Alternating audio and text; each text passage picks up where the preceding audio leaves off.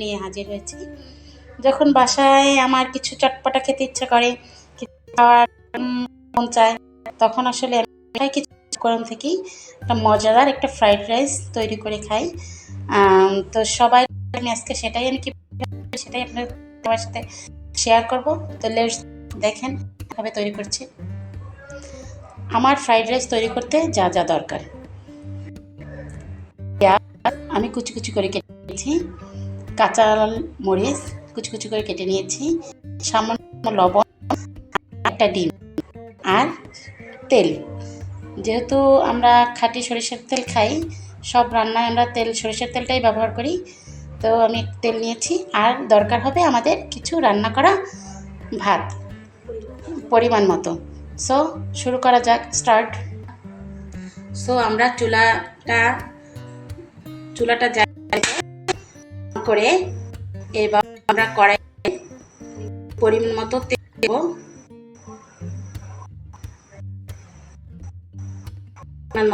দেওয়া হয়ে গিয়েছে, এখন আমরা একটু অপেক্ষা করব তেলটা গরম হওয়ার জন্য।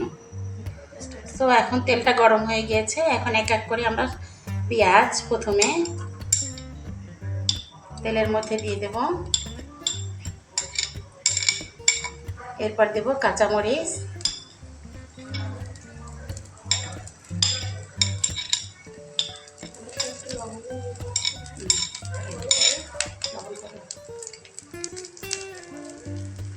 সো এটা আমরা ভাজবো। কিছুক্ষণ ভাজার পরে কিছুক্ষণ আমরা এটা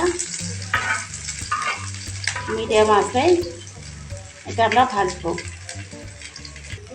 তো এখন যখন এটা মোটামুটিভাবে ভাজা হয়ে গেছে, এবার আমরা এটার মধ্যে দিব একটা ডিমটা আমরা ভেঙে কড়াইয়ের মধ্যে তেলের মধ্যে দিয়ে দেব। এবার এটা তেলের সাথে ভালোভাবে ডিমটা মিশিয়ে একটু ভাজা ভাজা করে নেব।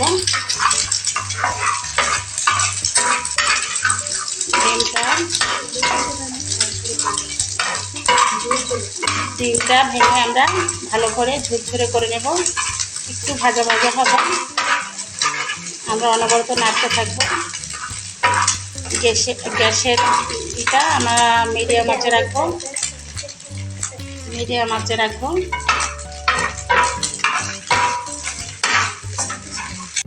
যখন ডিমটা মোটামুটি ভাজা হয়ে আসছে, তখন আমরা দিয়ে দেব আমাদের রান্না করে রাখা ভাত, সাদা ভাত।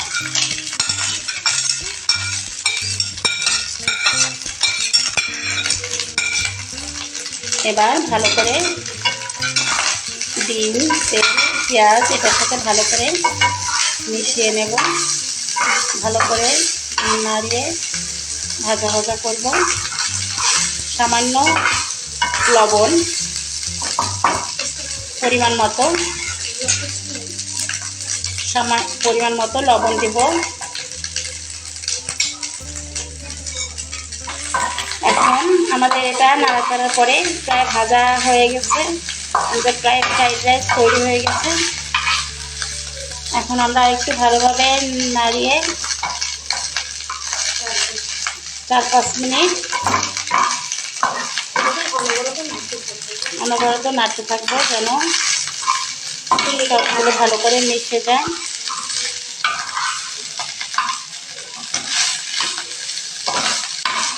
তো আমাদের রেডি হয়ে গেছে ফ্রাইড রাইস।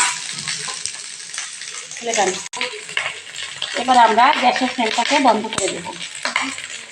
সো এখন আমাদের ফ্রাইড রাইস খাওয়ার জন্য তৈরি।